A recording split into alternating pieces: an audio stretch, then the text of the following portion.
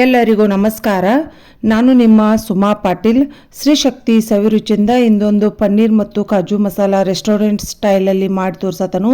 ಈ ರೆಸಿಪಿ ನೀವು ನಾ ಹೇಳಿದ ಪ್ರಕಾರ ನಾ ಹೇಳಿದೆ ಇಂಗ್ರೀಡಿಯೆಂಟ್ಸನ್ನು ಹಾಕಿ ಮಾಡಿರಿ, ಸೂಪರ್ ಆಗಿರ್ತೈತಿ. ಒಂದು ಚಪಾತಿ, ರೋಟಿ, ನಾನ್ ಎಲ್ಲದ್ರ ಜೋಡಿನೂ ಹೊಂತೈತಿ. ಈವನ್ ರೈಸ್ ಜೋಡಿನೂ ಟೇಸ್ಟ್ ಆಗ್ತೈತಿ. ಈ ರೀತಿ ನೋಡ್ರಿ, ಇಲ್ಲೇ ನಿಮಗೆ ನೋಡಾಕನ ಎಷ್ಟು ಚಂದ ಅನ್ಸತೈತಿ. ಸೇಮ್ ರೆಸ್ಟೋರೆಂಟ್ ರುಚಿನ ಬರ್ತೈತಿ, ಅದ ಟೇಸ್ಟ ಬರ್ತೈತಿ. ಮತ್ತು ಸಾಫ್ಟ್ ಆಗಿರೋ ಚಪಾತಿ, ಇದನ್ನೆಲ್ಲ ನಿಮ್ಮೊಂದಿಗೆ ನಾನು ಡೀಟೇಲ್ ರೆಸಿಪಿ ಹಂಚ್ಕೊಂಡನು. ಇದನ್ನು ಮಾಡ್ಕೊಳಕ ಪನ್ನೀರ, ಗೋಡಂಬಿ ಮನೆಯಲ್ಲಿದ್ರೆ ಅಷ್ಟು ಸಾಕು. ಎಲ್ಲ ಇಂಗ್ರೀಡಿಯೆಂಟ್ಸ್ ಮನೆಯಲ್ಲಿ ಹಾಕಿ ಸಿಂಪಲಾಗಿ ಮಾಡಿದನು. ಒಂದು ಮುಷ್ಟಿ ಎಷ್ಟು ನಿಮ್ಗೆ ಹೆಂಗೆ ಎಷ್ಟು ಕ್ವಾಂಟಿಟಿ ಬೇಕಲ್ಲ ಅಷ್ಟು ಗೋಡಂಬಿ ತೋರಿ ನಾನು 250 ಗ್ರಾಮ್ ಪನ್ನೀರ್ ತೊಗೊಂಡನು. ಮಸಾಲೆಗೆ 1 ಸ್ಪೂನ್ ಅಷ್ಟು ಜೀರಿಗೆ, 1 ಇಂಚ್ ಚಕ್ಕೆ, 1 ಪಲಾವ್ ಎಲೆ, 2 ಏಲಕ್ಕಿ ಇಷ್ಟ ತೊಗೊಂಡು. ನಾನು ಮಸಾಲೆ ಭಾಳ ತೊಗೊಂಡಿಲ್ಲ. ಒಂದಷ್ಟು ಉಳ್ಳಾಗಡ್ಡಿ ಮತ್ತು ಟೊಮೆಟೊ ಹಣ್ಣು ಒಂದು 10ರಿಂದ 12, ನೆನೆಸಿದ ಗೋಡಂಬಿ ಇವನ್ನೆಲ್ಲ ರುಬ್ಬಾಕಿ ಇಟ್ಕೊಂಡನು. ಆಮೇಲೆ ಒಂದು ಸ್ವಲ್ಪ ಸಣ್ಣಗೆ ಉಳ್ಳಾಗಡ್ಡಿ ಒಂದು ಸ್ವಲ್ಪ ಹೆಂಚಿಟ್ಕೊಂಡ, ಮೇನ್ ಕಸೂರಿ ಮೇಥಿ ಮತ್ತು ಕೊತ್ತಂಬರಿ ಇವಿಷ್ಟು ಇಂಗ್ರೀಡಿಯೆಂಟ್ಸ್ ಎಲ್ಲ ಇಟ್ಕೊಂಡನು. ಒಂದು ಸ್ವಲ್ಪ ಗರಂ ಮಸಾಲ ಮತ್ತು ಅಚ್ಚ ಖಾರದ ಪುಡಿ. ನಾನು ಯಾವಾಗಿದ್ರೂ ಹೇಳ್ತಾನು, ಯಾವುದೇ ಒಂದು ಮಸಾಲೆ ಮಾಡ್ಬೇಕಂದ್ರೆ, ಮಸಾಲೆ ಪಲ್ಯಗಳು ಮಾಡ್ಬೇಕಂದ್ರೆ ಅಚ್ಚ ಖಾರದ ಪುಡಿ ಹಾಕ್ರಿ ಅಂತೇಳಿ. ಮೊದಲಿಗೆ ಅಲ್ಲ, ಬೆಳ್ಳುಳ್ಳಿ ಅವನ್ನ ಸಣ್ಣಗೆ ಹೆಂಚಿಟ್ಕೊಂಡಿರ್ತಲ್ಲ ಅವನು ಪೇಸ್ಟ್ ಮಾಡಿ ತರಿಯಾಗಿ ಪೇಸ್ಟ್ ಮಾಡ್ಕೊಂಡು ಅದಕ್ಕೆ ಉಳ್ಳಾಗಡ್ಡಿ ಮತ್ತು ಟೊಮೆಟೊ ಹಣ್ಣು, ಗೋಡಂಬಿ ಎಲ್ಲವನ್ನು ಹಾಕಿ ಫೈನ್ ಪೇಸ್ಟ್ ಮಾಡಬೇಕು. ಇದ ಮೇನ್ ನಿಮ್ಗೆ ತಿಕ್ನೆಸ್ ಆಮೇಲೆ ರುಚಿ ಕೊಡೋದು. ಇದು ಎಷ್ಟು ಸಣ್ಣಗೆ ಪೇಸ್ಟ್ ಆಗ್ತೈತಲ್ಲ ಅಷ್ಟು ರುಚಿ ಕೊಡ್ತೈತಿ. ಇಲ್ಲಿ ನೋಡ್ರಿ, ಈ ರೀತಿಯಾಗಿ ಪೇಸ್ಟ್ ಮಾಡಿ ಒಂದಿಷ್ಟು ಇವನ್ನೆಲ್ಲ ರೆಡಿ ಮಾಡಿ ಇಟ್ಕೋಬೇಕು. ಮೊದಲಿಗೆ ಇವರೆಲ್ಲ ಮಸಾಲೆ ಪೌಡ್ರುಗಳು ಮಾಡಿ ಇಟ್ಕೊಂಡ್ರಿ ಅಂದ್ರೆ ನಿಮಗೆ ಮಾಡ್ಕೊಳಕ್ಕೆ ಈಸಿ ಆಗ್ತೈತಿ. ಒಂದು ಕಡಾಯಿಗೆ ಒಂದು 2ರಿಂದ 3 ಚಮಚೆ ಎಣ್ಣೆ ಹಾಕಿ ಮತ್ತು 2 ಚಮಚೆ ತುಪ್ಪ ಹಾಕಿದನು. ಮೊದಲಿಗೆ ಗೋಡಂಬಿ ಇವನ್ನೆಲ್ಲ ಒಂದು ಸ್ವಲ್ಪ ಕಲರ್ ಚೇಂಜ್ ಆಗೋ ಗೋಲ್ಡನ್ ಕಲರ್ ಬರೋ ಮಟ್ಟ ಕರದ ತೆಗೆದಿಟ್ಕೋಬೇಕು. ಇಲ್ಲಿ ನೋಡ್ರಿ, ನಿಮಗೆ ಕಾಣತೈತಿ. ಈ ರೀತಿ ನೀವು ಕರೆದು ಇಟ್ಕೊಂಡ್ರಿ ಅಂದ್ರೆ ನಿಮ್ಗೆ ಗೋಡಂಬಿ ಕ್ರಿಸ್ಪಿಯಾಗಿ ಚಲೋ ಇರ್ತಾವೆ. ಅದ ಕಡಾಯಿದೊಳಗನ ಪನ್ನೀರ್ ಏನಿರ್ತೈತಲ್ಲ ಅವನು ಕ್ಯೂಬ್ಗಳು ಮಾಡಿ ಅವನು ಒಂದು ಸ್ವಲ್ಪ ಎಣ್ಣೆ ತುಪ್ಪದೊಳಗೆ ಫ್ರೈ ಮಾಡಬೇಕು. ಅಂದ್ರೆ ರುಚಿ ಆಗ್ತೈತಿ ಮತ್ತು ಸಾಫ್ಟು ಆಗ್ತೈತಿ. ನೀವು ಪರವಾಗಿಲ್ಲ, ನಮ್ಗೆ ಕರೆದದ್ದು ಇಷ್ಟ ಆಗಂಗಿಲ್ಲ ಅಂದ್ರೆ ಹಾಗೇನೂ ಹಾಕ್ಬೋದು. ಈ ರೀತಿ ಗೋಲ್ಡನ್ ಕಲರ್ ಬಂದಿಂದ ಅವನು ಕರೆದ ಒಂದು ಪ್ಲೇಟಿಗೆ ತೆಗೆದಿಟ್ಕೋಬೇಕು. ಈ ರೀತಿ ಮಾಡ್ಕೊಂಡ್ರೆ ನೀವು ಸಾಫ್ಟಾಗಿ ಚಲೋನು ಬರ್ತಾವೆ.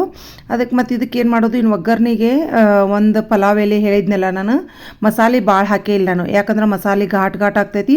ಮತ್ತು ನಮ್ಮ ಮನೆಯಲ್ಲಿ ಅಷ್ಟೊಂದು ಮಸಾಲೆ ಭಾಳ ಇಷ್ಟಪಡಲ್ಲ, ಲೈಟಿಗೆ ಇದ್ರೆ ಇಷ್ಟ ಆಗ್ತೈತೆ ಅಂತ ಈ ರೀತಿ ಒಂದು ಸ್ವಲ್ಪ ಮಸಾಲೆ ಹಾಕಿದನು. 1 ಚಮಚೆ ಜೀರಿಗೆ, ಏಲಕ್ಕಿ, ಚಕ್ಕೆ ಒಂದು 2 ಮತ್ತು 1 ಪಲಾವ್ ಎಲೆ ಇಷ್ಟ ಹಾಕಿ ಮತ್ತು ಅದನ್ನು ಸ್ವಲ್ಪ ಫ್ರೈ ಆದಿಂದ ಉಳ್ಳಾಗಡ್ಡಿ ಸಣ್ಣಗೆ ಏನು ಹೆಂಚಿಟ್ಕೊಂಡಿರ್ತವಲ್ಲ 1 ಮೆಣಸಿನ್ಕಾಯಿ ಅಷ್ಟ ಸಣ್ಣದ ಒಂದು ಫ್ಲೇವರ್ಗೆ ಹಸಿ ಮೆಣಸಿನ್ಕಾಯಿ ಹಾಕಿದನು. ಇದನ್ನೆಲ್ಲ ಹಾಕಿ ಒಂದು ಸ್ವಲ್ಪ ಎಣ್ಣೆಯೊಳಗೆ ಹುರಿಬೇಕು. ಹಿಂದಿನ ಸಲ ಮಾಡಿದಾಗ ನಾನು ಜೀರಿಗೆ ಭಾಳಷ್ಟು ಮಸಾಲೆಗಳು ಹಾಕಿ ಒಂದು ಸ್ವಲ್ಪ ಸ್ಪೈಸಿಯಾಗಿ ಮಾಡಿದ್ನಿ. ಈಗ ಒಂದು ಸ್ವಲ್ಪ ಲೈಟಿಗೆ ಮಾಡಿದನು. ಮತ್ತು ಇದಕ್ಕೆ ಎರಡೂ ಮಿಕ್ಸ್ ಮಾಡಿಬಿಡಿದನು, ಗೋಡಂಬಿ ಮತ್ತು ಪನ್ನೀರ್ ಎರಡೂ. ಇದು ಅವೆಲ್ಲ ಮಸಾಲೆ ಹುರಿದಿಂದ ಒಂದು ಅರ್ಧ ಚಮಚದಷ್ಟು ಗರಂ ಮಸಾಲ, ಆಮೇಲೆ ಅಚ್ಚ ಖಾರದ ಪುಡಿ ಒಂದು ಅರ್ಧ. ನಿಮ್ಗೆ ಖಾರ ಉಪ್ಪು ಎಷ್ಟು ಬೇಕಲ್ಲ ಕ್ವಾಂಟಿಟಿ ನೀವು ಮನೆಯಲ್ಲಿ ಇಷ್ಟಪಡೋ ಹಂಗೆ ನೋಡಿ ಹಾಕ್ರಿ. ಹಾಕಿ ಮತ್ತು ಮೇಲೆ ಒಂದು ಸ್ವಲ್ಪ ಕಸೂರಿ ಮೆಂತಿ. ಮೇನ್ ಇದಕ್ಕೆ ಟೇಸ್ಟ್ ಕೊಡೋದನ್ನು ಕಸೂರಿ ಮೇಥಿ ಹಾಕಿ ಈ ರೀತಿ ನೋಡ್ರಿಲ್ಲೇ ನಾ ಯಾವಾಗಿದ್ರು ಹೇಳ್ತಾನು, ಎಣ್ಣೆ ಬಿಡೋ ಮಟ್ಟ ಮಸಾಲೆ ಪದಾರ್ಥಗಳು ಎಲ್ಲ ಕೊಡೋ ಮಟ್ಟ ನಾವು ಒಂದು ಸ್ವಲ್ಪ ಕೈ ಬಿಡದ್ಲೇನ ತಿರ್ಕೊಂತ ಇರಬೇಕು, ಅಂದ್ರೆ ಚಲೋ ಆಗ್ತೈತಿ. ಎಣ್ಣೆ ಬಿಡಾತೈತಿ ಅಂದ ಕೂಡಲೇ ನಾವು ಒಂದು ಸ್ವಲ್ಪ ನೀರು ಮಿಕ್ಸ್ ಮಾಡ್ಕೋಬೇಕು. ನಿಮಗೆ ಎಷ್ಟು ತಿಳುವ ಮತ್ತು ತಿಕ್ನೆಸ್ ಬೇಕಾಗ್ತೈತಲ್ಲ ಬಾಜಿ ಅಷ್ಟು ನೋಡಿ ನೀರು ಹಾಕಿ ಒಂದು 4 ಚಮಚೆ ನಾನು ಮೊಸರು ಮತ್ತು ಒಂದು ಸ್ವಲ್ಪ ಕೆನೆ ಎರಡೂ ಕುಡಿಸಿ ಬೀಟ್ ಮಾಡಿ ಹಾಕಿದನು. ಅದು ಟೇಸ್ಟ್ ಕೊಡ್ತೈತಿ.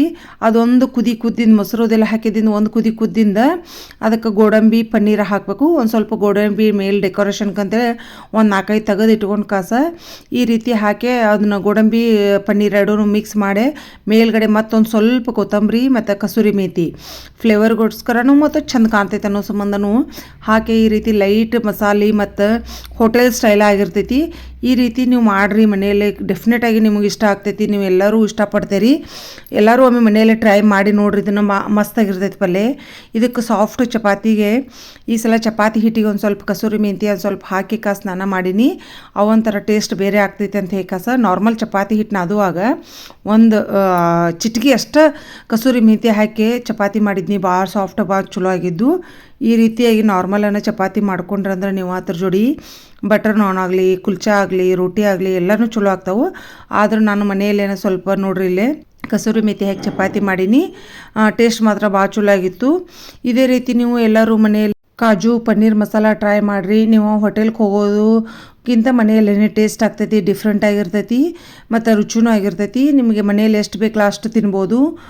ಕ್ವಾಂಟಿಟಿ ಮಾತ್ರ ನಿಮ್ಗೆ ಹೆಂಗೆ ಬೇಕಲ್ಲ ಹಂಗೆ ಮಾಡ್ಕೋರಿ. ಇದನ್ನೆಲ್ಲರೂ ನೀವು ಟ್ರೈ ಮಾಡಿದ ಕೂಡಲೇ ನನಗೆ ಮೆಸೇಜ್ ಮೂಲಕ ತಿಳಿಸ್ರಿ ನಿಮ್ಗೆ ಹೆಂಗೆ ಬಂತಂತೆ.